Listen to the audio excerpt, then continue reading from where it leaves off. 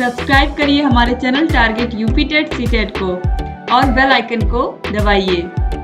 Hello friends, मैं रेनू स्वागत करती हूँ आप सभी भावी अध्यापक एवं अध्यापिकाओं का आपके अपने channel target UP TET CTET में। दोस्तों, आज की इस क्लास में हम पढ़ने वाले हैं आपके डीएलएड फोर्थ सेमेस्टर के सेकेंड पेपर यानी कि शैक्षिक प्रबंधन एवं प्रशासन के मोस्ट इंपॉर्टेंट अतलग उत्तरी क्वेश्चंस की सीरीज में क्वेश्चन नंबर 1 से। दोस्तों, इनको हम 3 पार्ट में पढ़ने वाले हैं और ऑलरेडी आपके पवन सीरीज के प्रश्नों को पढ़ा चुकी हूँ मैं। सारे बहुविकल्पी प्रश्नों को भी पढ़ा के खत्म कर चुकी हूँ। चलिए स्टार्ट करते हैं क्वेश्चन नंबर 1 से। विद्यालय में बजट के प्रकार बताइए। विद्यालय में कौन कौन से प्रकार के बजट बनाए जाते हैं, तो चलिए देखते हैं हम। विद्यालय में दान, सरकारी फंडिंग, ट्यूशन और अनुदान से बजट बनाना चाहिए। साथ ही उन्हें एक ऐसा बजट बनाने की जरूरत है जिसमें कार्मिक व्यय, शिक्षण संसाधन, भवन रख रखाव और परिचालन लागत शामिल हो। ठीक है, तो ये सब है विद्यालय में बजट के प्रकार, जिसमें अलग अलग प्रकार से कहाँ से हमें पैसे मिल रहे हैं और कैसे उनको खर्च करना है। ठीक है, आगे बढ़ते हैं क्वेश्चन नंबर 2 पर। मीरा मंच के प्रमुख उद्देश्य क्या है? तो देखिए, सबसे पहला जो उद्देश्य है वो बालिकाओं को शिक्षा के प्रति जागरूक करना। 2020 में, 2021 में, 2023 में ये पूछा हुआ प्रश्न है। बालिकाओं में शिक्षा के प्रति ललक और चेतना का विकास करना, इसके अलावा बालिकाओं के स्वास्थ्य को और अच्छा बनाना, ये सब भी स्वास्थ्य के ऊपर भी बहुत ज्यादा फोकस किया गया है, क्योंकि ऐसी बालिकाएं होती हैं जो 6, 7, 8वीं में पढ़ती हैं, तो ऐसी बालिकाओं को स्वास्थ्य के बारे में भी जानकारी देना बहुत जरूरी होता है। क्वेश्चन नंबर 3 पे आते हैं। मानवीय प्रबंधन के प्रमुख घटक बताइए। तो मानवीय प्रबंधन के प्रमुख घटकों में प्रधानाध्यापक, शिक्षक, छात्र, समुदाय में ग्राम शिक्षा समिति, शिक्षक अभिभावक संघ, छात्र शिक्षक संघ, ये सब आते हैं। तो याद रखिएगा, मानवीय प्रबंधन में प्रधानाध्यापक, शिक्षक और छात्र आते हैं। 2023 में पूछा हुआ प्रश्न है। क्वेश्चन नंबर 4 पे आते हैं। प्रबंधन से आशय स्पष्ट कीजिए अथवा कुशल प्रबंधन से आप क्या समझते हैं? तो प्रबंधन से क्या आशय है, प्रबंधन से आप क्या समझते हैं, 2023 में पूछा हुआ प्रश्न है। इसके अलावा ये बहुत बार पूछा हुआ प्रश्न है, अभी आप देखोगे भी कई बार इसको। तो किसी भी कार्य को संबंधित व्यक्तियों के द्वारा पारस्परिक सहयोग से कुशलता पूर्वक संपन्न करने की प्रक्रिया ही कुशल प्रबंधन कहलाती है। किसी भी संस्था में, कोई विद्यालय हो, कोई ऑफिस हो, वहां पर बहुत सारे लोग काम करते हैं, तो किसी भी काम को संबंधित व्यक्तियों के द्वारा पारस्परिक सहयोग से कुशलता पूर्वक संपन्न कराने की कला ही प्रबंधन है। इसी को मैनेजमेंट कहते हैं। और हर एक स्कूल में इस तरीके से कोई डायरेक्टर होता है, कोई प्रिंसिपल होता है इस दायित्व को निभाने वाला। क्वेश्चन नंबर 5 है। शिक्षण में लर्निंग कॉर्नर का महत्व स्पष्ट कीजिए। लर्निंग कॉर्नर विद्यालय का वह कोना होता है जिसमें शिक्षण से संबंधित शिक्षण अधिगम सामग्री का संग्रह होता है। लर्निंग कॉर्नर में उपस्थित वस्तुओं को बच्चे स्पर्श करके, देखकर एवं पढ़कर ज्ञान अर्जित करते हैं। क्वेश्चन नंबर 6 है। पर्यवेक्षण का अर्थ स्पष्ट कीजिए। पर्यवेक्षण शब्द को अंग्रेजी में सुपरविजन कहा जाता है, जिसका अर्थ है उच्च दृष्टि। जो विद्यमान विकास को गति प्रदान कर सके, उसके कार्यक्रम विद्यालय की अपेक्षाओं के अनुरूप होने चाहिए, जिससे विद्यालय संगठन के समस्त घटकों का समुचित विकास हो सके। पर्यवेक्षक का कार्य उन विद्यालयों का मार्गदर्शन करना है और विद्यालयी समस्याओं के समाधान में सहायता प्रदान करना भी है, जिसके पर्यवेक्षण की उन पर जिम्मेदारी होती है। ठीक है, तो अभी ये जो काम है पर्यवेक्षण का, ये मुख्य रूप से अब एआरपी लोग करते हैं। वो लोग समय समय पर विद्यालय में जाते हैं और वहां पर किस तरीके से बच्चों को पढ़ाया जा रहा है, या निपुण लक्ष्य, निपुण तालिका भरी जा रही है, नहीं भरी जा रही है। इसके अलावा किस विधियों का प्रयोग करके जो शिक्षक हैं, किन किन विधियों का प्रयोग करके पढ़ा रहे हैं, ये सब चीजें ये देखते हैं। क्वेश्चन नंबर 7 पे आते हैं। सूचना संकलन के सोपानों का उल्लेख कीजिए। तो इनपुट, आउटपुट, प्रोसेसिंग और स्टोरेज, इसके अलावा इंफॉर्मेशन ट्रांसमिशन। क्वेश्चन नंबर 8 है। ग्राम शिक्षा समिति के कौन कौन से सदस्य होते हैं? दोस्तों, यहाँ पर ये गलत दे दिया है। ग्राम शिक्षा समिति में केवल 5 सदस्य होते हैं, जिसमें से 3 अभिभावक होते हैं। इसको आप सही कर लीजिए, ये यहाँ पर एसएमसी का दे दिया है। यहाँ पर ये तरीके से विद्यालय प्रबंधन समिति का डाटा दे दिया। विद्यालय प्रबंधन समिति में यही होता है। टोटल 15 सदस्य होते हैं, इसमें से 11 अभिभावक होते हैं और जो 4 हैं वो उनको अलग अलग पद मिला था। कोई अध्यक्ष होता है, कोई उपाध्यक्ष होता है, इस तरीके से। ठीक है, तो 15 में से 11 केवल अभिभावक होते हैं। तो ये एसएमसी का है। ठीक है, याद रखिएगा, ये विद्यालय प्रबंध समिति, स्कूल मैनेजमेंट कमेटी। और ये जो है ये ग्राम शिक्षा समिति है, होती है। इसका जो अध्यक्ष होता है ग्राम प्रधान होता है। इसके जो सचिव होते हैं वो विद्यालय के प्रधानाध्यापक होते हैं। और इसमें 3 अभिभावक होते हैं, जिसमें से एक महिला का होना अनिवार्य होता है। जिसमें से एक महिला का होना अनिवार्य होता है। ऑलरेडी अगर आपने सारे के सारे बहुविकल्पी प्रश्न पढ़े होंगे तो ये आपको वैसे ही याद होगा। ठीक है, तो ग्राम शिक्षा समिति में कितने सदस्य होते हैं? 5 होते हैं, जिसमें से 3 अभिभावक होते हैं और 2 में कौन कौन होता है, एक ग्राम प्रधान होते हैं, प्रधान, और दूसरा स्कूल का प्रधानाध्यापक। ठीक है, प्रधानाध्यापक। तो आपको समझ में आ गया होगा कि टोटल 5 सदस्य होते हैं। क्वेश्चन नंबर 9 है, समय सारणी से क्या लाभ है अथवा समय सारणी के 2 महत्व बताइए। तो समय सारणी से क्या लाभ होता है, चलिए देख लेते हैं। तो देखिए 2023 में ही पूछा हुआ प्रश्न है, समय सारणी के द्वारा स्कूल में कौन कौन से विषय पढ़ाए जाते हैं इसका ज्ञान होता है। यानी कि बच्चों को ये पता चलता है कि उनको कितने सब्जेक्ट पढ़ाए जाते हैं। इसके अलावा विद्यालय में कितने अध्यापक हैं और कौन अध्यापक उनको कौन सा विषय पढ़ाता है, इसका भी ज्ञान होता है।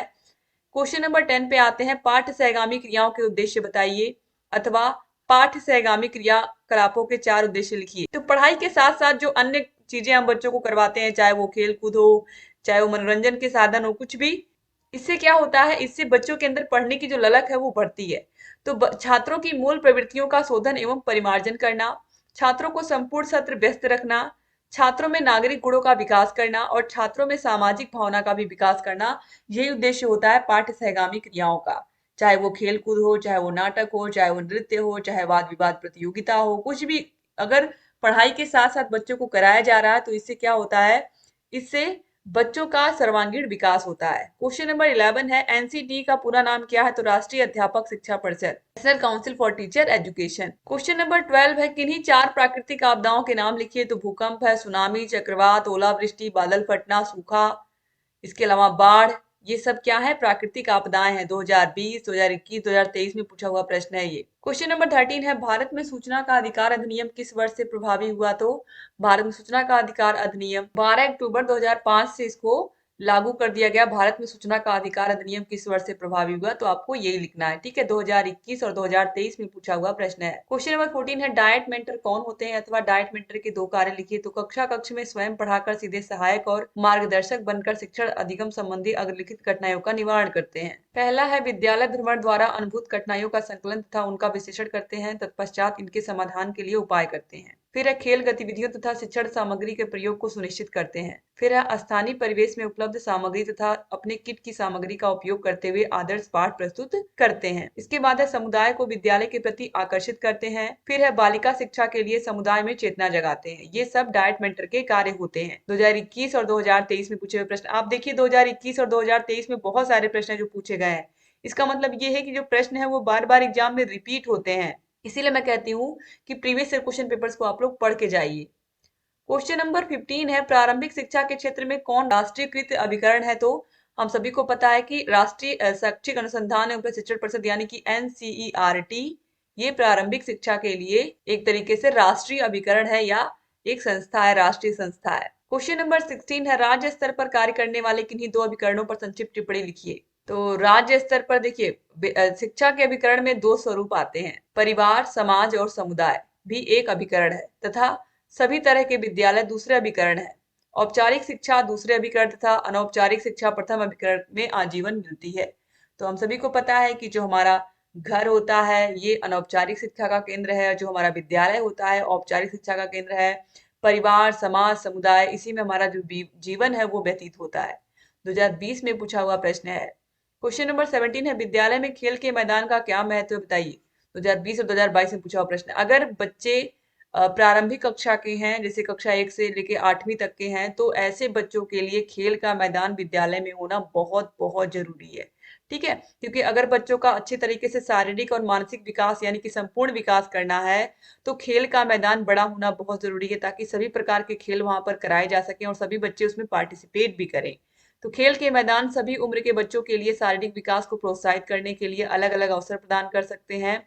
उदाहरण के लिए स्लाइड और झूले संतुलन और समन्वय को बढ़ावा देते हैं। चढ़ाई वाले फ्रेम उनकी मांसपेशियों को मजबूत करते हैं और स्पर्श पैनल हाथ आंखों के कौशल के साथ मदद करते हैं। क्वेश्चन नंबर 18 पे आते हैं, महिला प्रेरक दल को परिभाषित कीजिए। तो महिला प्रेरक दल क्या होता है, 2022 में पूछा हुआ प्रश्न है। तो महिला प्रेरक समूह को संवेदनशील बनाने तथा अपने कर्तव्यों एवं दायित्वों के प्रति जागरूक करने के लिए यह प्रशिक्षण मॉडल तैयार किया जाता है। महिलाओं में नेतृत्व क्षमता व कौशल के विकास के लिए बालक बालिकाओं में विभेद की विचारधारा को समाप्त करने के लिए महिला प्रेरक समूह को बनाया जाता है। हर हर एक गांव में बनाया जाता है कि महिलाएं अपने आप को सशक्त करें, अपने आप को और मजबूत करें और उनके अंदर नेतृत्व की क्षमता और अलग अलग प्रकार से वो एक दूसरे के साथ मिल करके अपने अपने कौशल का भी विकास करें। जैसे किसी को सिलाई आती है तो वो और उसका तरीके से मार्गदर्शन करें और उसको एक तरीके से रोजगार बनाएं या रोजगार बनाने का अवसर दें। किसी को और कुछ आता है, जैसे किसी को पेंटिंग आती है, तो वो अपने कला को दिखाने का उनको अवसर मिले। तो ये महिला प्रेरक दल काम करते हैं। आगे बढ़ते हैं क्वेश्चन नंबर 19 पर। विद्यालय में पर्यवेक्षण की आवश्यकता के 2 कारण बताइए। तो देखिए, छात्रों की समस्याओं जैसे कि आधुनिक बाल विकास समायोजना के निदान व उपकरण के लिए कदम उठाना। यहाँ पर उपचार होगा, निदान व उपचार के लिए, निदान व उपचार के लिए कदम उठाना। शिक्षकों की समस्याओं का सहानुभूति पूर्वक समाधान खोजना तथा शैक्षिक विकास में योगदान देना। शिक्षकों की विशेष योग्यताओं के विकास के अवसर प्रदान करना। तो ये सब होता है पर्यवेक्षण की आवश्यकता के अंतर्गत, यानी कि ये सब पर्यवेक्षण के अंतर्गत आता है कि किसमें क्या चीज हमें, हमारे विद्यालय में क्या कमियां हैं, उन समस्याओं को जो पर्यवेक्षक आए वो उसको दूर करने का प्रयास करें और उसको समझ करके वो जाएं। क्वेश्चन नंबर 20 है, राज्य शिक्षा संस्थान के कार्यों को बताइए। तो समितियों तथा परिषदों का निर्माण, यानी कि शिक्षा के उद्देश्यों का निर्माण करने, पाठ्यक्रम की रचना करने तथा परीक्षा लेने एवं शिक्षा से संबंधित अन्य कार्यों को करने के लिए राज्य विभिन्न स्तरों पर राज्य कर्मचारियों तथा जनता के प्रतिनिधियों के सहयोग से विभिन्न परिषदों एवं समितियों का निर्माण करता है। क्वेश्चन नंबर 21 है, मनोविज्ञान और निर्देशन विभाग यानी कि मनोविज्ञान शाला उत्तर प्रदेश के क्या कार्य हैं। बहुत पूछता है। शैक्षिक निर्देशन देना, व्यक्ति निर्देशन देना, बाल निर्देशन देना, व्यवसायिक निर्देशन देना, इसके अलावा शोध के कार्य करना, यहाँ पर शोध कार्य भी होता है। इसके अलावा जो राष्ट्रीय प्रतिभा प्रतिभा खोज परीक्षा होती है वो भी, उसके पेपर्स भी यहाँ पर बनाए जाते हैं। क्वेश्चन नंबर 22 है, उत्तर प्रदेश बेसिक शिक्षा परिषद के 2 कार्य बताइए। तो हम सभी को पता है बेसिक शिक्षा परिषद प्राथमिक विद्यालयों के अध्यापकों की नियुक्ति, स्थानांतरण एवं तैनाती पूरी तरीके से नियंत्रित रखती है। विद्यालय समय अवधि निर्धारित करती है तथा प्रदेश में बेसिक प्राथमिक शिक्षा प्रदान करने वाले निजी विद्यालयों को मान्यता देती है। क्वेश्चन नंबर 23 पे आते हैं। टीईटी का पूरा नाम क्या है? तुम सभी को पता है, शिक्षक पात्रता परीक्षा, teacher eligibility test. Question number 24 है, स्कूल चलो अभियान किस वर्ष उत्तर प्रदेश में लागू किया गया? तो 2004 में लागू किया गया था और ये भी इंपॉर्टेंट प्रश्न है। क्वेश्चन नंबर 25 पे आते हैं। सर्व शिक्षा अभियान का गठन किस वर्ष हुआ था? तो 2001 में हुआ था। क्वेश्चन नंबर 26 है, SCERT की किन्हीं 4 इकाइयों के नाम लिखिए। तो राज्य शिक्षा संस्थान, राज्य विज्ञान शिक्षा संस्थान, राज्य हिंदी संस्थान और आंग्ल भाषा शिक्षण संस्थान, ये सब SCERT के अंडर में ही काम करते हैं। क्वेश्चन नंबर 27 है, किन्हीं 5 विद्यालय अभिलेखों के नाम बताइए। तो स्कूल में कौन कौन से रजिस्टर होते हैं उनके नाम बताने हैं। तो देखिए, अध्यापक उपस्थिति पंजिका, यानी कि जो हमारा अटेंडेंस रजिस्टर होता है टीचर्स का, फिर बच्चों का अटेंडेंस रजिस्टर यानी कि छात्र उपस्थिति पंजिका, फिर पत्र व्यवहार पंजिका, फिर है छात्रवृत्ति वितरण पंजिका, इसके अलावा ग्राम शिक्षा समिति बैठक पंजिका, और भी बहुत सारी पंजिकाएं होती हैं। क्वेश्चन नंबर 28 है, छात्रों से संबंधित विद्यालय अभिलेखों के नाम बताइए। छात्रों से संबंधित कौन कौन से होते हैं? बच्चों से संबंधित देखिए, MDM पंजिका, छात्र उपस्थिति पंजिका, यूनिफॉर्म वितरण पंजिका, छात्रवृत्ति वितरण पंजिका और निःशुल्क पुस्तक वितरण पंजिका। क्वेश्चन नंबर 29 है, विद्यालय प्रबंधन से संबंधित किन्हीं 3 समितियों के नाम बताइए। तो ग्राम शिक्षा समिति, शिक्षक अभिभावक संघ, मातृ शिक्षक संघ। क्वेश्चन नंबर 30 है, विद्यालय विकास अनुदान के लिए कितनी धनराशि देय होती है? तो प्राथमिक विद्यालय के लिए 5,000 और उच्च प्राथमिक विद्यालय के लिए 7,000। ठीक है, तो इस तरीके से 5,000 और 7,000। तो कक्षा 1 से 5 के लिए 5,000 और 6, 7 और 8 के लिए यानी कि उच्च प्राथमिक के लिए 7,000। क्वेश्चन नंबर 31 है, विद्यालय रख रखाव के लिए कितनी धनराशि देय है? तो 7,500 वार्षिक। क्वेश्चन नंबर 32 है, निःशुल्क यूनिफॉर्म के लिए कितनी धनराशि दे है? तो 400 प्रति छात्र प्रतिवर्ष यहाँ पर लिखा हुआ है, लेकिन अब ये डीबीटी के माध्यम से 1,200 रुपए जाते हैं प्रत्येक बच्चे के अभिभावक के खाते में, और ये इन्हीं में से बच्चों का यूनिफॉर्म भी लेते हैं, इन्हीं में से बच्चों का जूता मोजा, बच्चों का ड्रेस, सब चीज इसी में लेते हैं। ठीक है, तो अभी इस प्रश्न का आंसर, तो अब यहाँ पर ये प्रश्न इस तरह का आपके एग्जाम में पूछेगा ही नहीं, क्योंकि अब बच्चों को यूनिफॉर्म सीधे जब खाते में पैसा जा रहा है पेरेंट्स के, तो पेरेंट्स का ही खरीदने की जिम्मेदारी हो गई। इसी वजह से आप लोग देखते होंगे कि अब विद्यालय में सारे बच्चे ड्रेस में भी नहीं दिखाई देते, क्योंकि अब बच्चों के पेरेंट्स के खाते में पैसा जाता है। अब उनके पेरेंट्स अगर जूता मोजा खरीदेंगे तो उनको मिलेगा, अगर यूनिफॉर्म खरीदेंगे तो उनको मिलेगा, वरना बच्चे ऐसे ही स्कूल आते हैं। क्वेश्चन नंबर 33 पे आते हैं, टीएलएम के लिए प्रत्येक विद्यालय के प्रत्येक शिक्षक शिक्षिका को कितनी धनराशि मिलती है? तो 500 रुपए मिलते हैं। क्वेश्चन नंबर 34 है, अनुसूचित जाति जनजाति तथा अन्य पिछड़े वर्ग के बच्चों के छात्रवृत्ति के रूप में कितनी धनराशि दी जाती है? तो 1 से 5 300 रुपए, 6 से 8 480 रुपए। अभी ये भी बंद हो चुका है, ये भी नहीं मिलता है बच्चों को। क्वेश्चन नंबर 35 पे आते हैं, विद्यालय प्रबंध समिति में कुल 15 सदस्य होते हैं, जिसमें से 11 विभाग सदस्य होते हैं। शेष सदस्य क्या होते हैं? ऑलरेडी मैंने आपको बताया कि विद्यालय प्रबंध समिति में कुल 15 सदस्य होते हैं, अभी मैंने आपको इसको बताया भी है।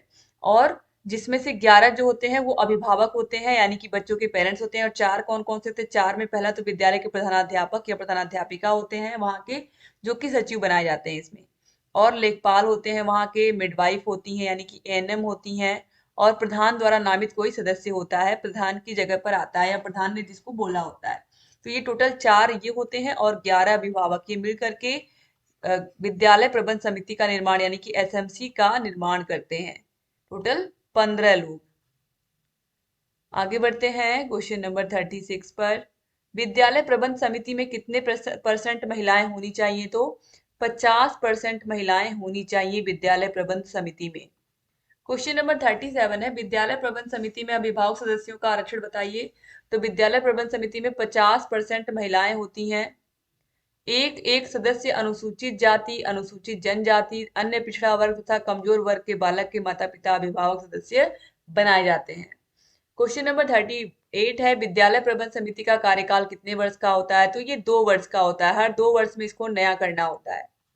क्वेश्चन नंबर 39 है, आरटीई अधिनियम कब बना? तो 2009 में बना है। क्वेश्चन नंबर 40 है, आरटीई 2009 निःशुल्क और अनिवार्य शिक्षा का अधिकार अधिनियम उत्तर प्रदेश में कब से लागू हुआ? तो जुलाई 2011 से लागू हुआ है आरटीई हमारे उत्तर प्रदेश में। क्वेश्चन नंबर 41 है, भारत में आरटीई कब से लागू हुआ? तो 1 अप्रैल 2010 से भारत में लागू हुआ, लेकिन हमारे उत्तर प्रदेश में जुलाई 2011 से ये प्रारंभ हुआ था। क्वेश्चन नंबर 42 है, आरटीई 2009 के अनुसार एक शैक्षिक सत्र में कितने कार्य दिवस निर्धारित किए गए हैं? तो प्राथमिक विद्यालय हेतु 200 कार्य दिवस और उच्च प्राथमिक विद्यालय हेतु 220 कार्य दिवस। तो याद रखिएगा कि उच्च प्राथमिक विद्यालय के लिए 200 कार्य दिवस होते हैं और उच्च प्राथमिक के लिए 220 कार्य दिवस होते हैं।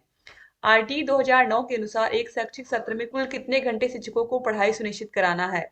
तो प्राथमिक विद्यालय हेतु 800 घंटे और उच्च प्राथमिक विद्यालय हेतु 1000 घंटे।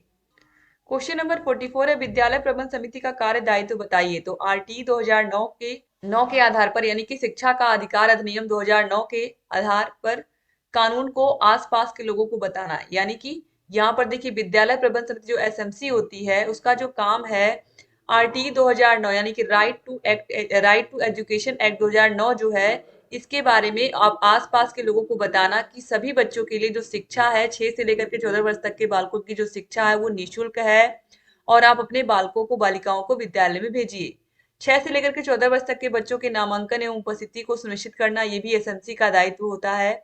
और सभी अध्यापक और छात्र विद्यालय में समय पर नियमित रूप से आए, यह भी सुनिश्चित करना होता है। उपस्थिति और सीखने की प्रगति के बारे में शिक्षक एवं छात्रों को बताना। 3 साल के लिए विद्यालय विकास की योजना बनाना। विकलांग बच्चों का नामांकन कराना। ड्रॉप आउट बच्चों को शिक्षा की मुख्य धारा से जोड़ना। विद्यालयों में निर्माण संबंधी, रख रखाव संबंधित कार्यों तथा यूनिफॉर्म वितरण का संपादन करना। क्वेश्चन नंबर 45 पे आते हैं, प्रभावपूर्ण विद्यालय प्रबंधन के सिद्धांत कौन कौन से हैं, नाम बताइए। तो पहला है प्रजातांत्रिक प्रबंध, दूसरा है आंकड़ों का वैज्ञानिक संग्रहण, तीसरा है लक्ष्य निर्धारण तथा योजना और चौथा है आवधिक निरीक्षण। इसके बाद क्वेश्चन नंबर 46 पे आते हैं, प्रजातांत्रिक प्रबंधन से आप क्या समझते हैं। तो प्रजातांत्रिक प्रबंधन प्रभावपूर्ण विद्यालय प्रबंधन का एक महत्वपूर्ण सिद्धांत है। प्रजातांत्रिक प्रबंधन के अंतर्गत विद्यालय से संबंधित सभी मानवीय संसाधनों को कुशलता पूर्वक उनके कार्य दायित्वों को बताते हुए विद्यालय के संचालन को सुनिश्चित करना आता है। विद्यालय के प्रधानाध्यापक को चाहिए कि वे अभिभावकों को विद्यालय से जोड़े रखें तथा समय समय पर पीटीए एमटीए मीटिंग कराते रहें, जिससे विद्यालय का संचालन कुशलता पूर्वक होता रहे। क्वेश्चन नंबर 47 है, विद्यालय विकास योजना क्या है, समझाइए।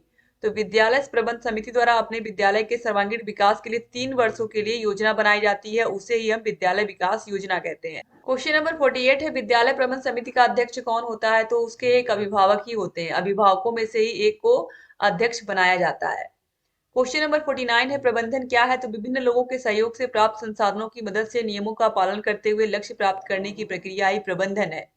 अथवा प्रबंधन वह प्रक्रिया है जो व्यवस्थापक द्वारा संपादित की जाती है या किसी भी कार्य के संपादन का प्रथम तथा महत्वपूर्ण चरण है। यानी कि किसी भी संस्था में व्यक्तियों के समूह को मिलाकर कुशलता पूर्वक कार्य कराने की कला ही प्रबंधन होती है। ऑलरेडी आप पढ़ चुके हो प्रबंधन के बारे में। क्वेश्चन नंबर 50 है, विद्यालय प्रबंधन के अंतर्गत कितने संसाधनों का समन्वय होता है? तो भौतिक संसाधन, मानवीय संसाधन और वित्तीय संसाधन, यही 3 संसाधन होते हैं विद्यालय प्रबंधन के अंतर्गत। भौतिक संसाधन में आपकी स्कूल की बिल्डिंग आती है, मानवीय में शिक्षक, छात्र, बच्चे, अभिभावक, प्रधानाध्यापक सब आते हैं, और वित्तीय संसाधन यानी कि जो इस विद्यालय को ग्रांट मिलता है। तो इस तरीके से यहाँ पर आप लोगों ने सारे के सारे प्रश्नों को देख लिया, और यहाँ पर अब हम एक बार बात कर लेते हैं सारे विषयों के नोट्स की। अगर आपको 4th सेमेस्टर के 8 के 8 विषयों के हाथों से लिखे हुए नोट्स चाहिए, सारे विषयों की क्लासेस, सारे विषयों की मास्टर क्लासेस, सारे विषयों के चैप्टर वाइज टेस्ट, सारे विषयों के प्रीवियस ईयर क्वेश्चन पेपर्स, अगर ये सब आपको चाहिए तो आप हमारे ऐप को डाउनलोड कर लीजिए दोस्तों। ऐप की लिंक आपको मिल जाएगी डिस्क्रिप्शन बॉक्स और कमेंट बॉक्स में। ये हमारा कॉन्टेक्ट नंबर है, इस पर कॉल करके आप सारी जानकारी हमसे ले सकते हैं, और जहां कहीं कोई भी डाउट है आप हमसे पूछ सकते हैं। अगर चैनल को सब्सक्राइब नहीं किया अभी तक तो प्लीज सब्सक्राइब भी कर दीजिए, और जहां कहीं कोई भी डाउट है हमसे पूछते रहिए। एक बार फिर से आप सभी भाई बहनों का बहुत बहुत शुक्रिया वीडियो को पूरा देखने के लिए। चैनल से बने रहिए।